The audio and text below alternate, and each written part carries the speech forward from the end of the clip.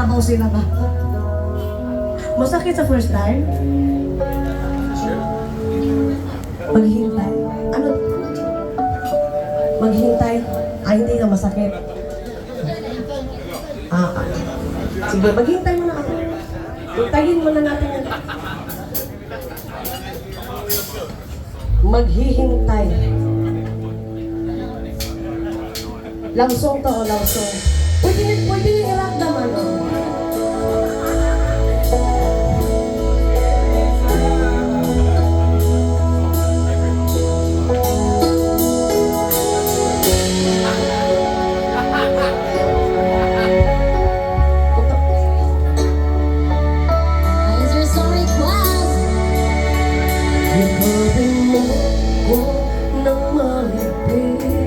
Bago ka umalis, hawakan mo ang aking lagan at muli mong hanggang bago ka malilisan.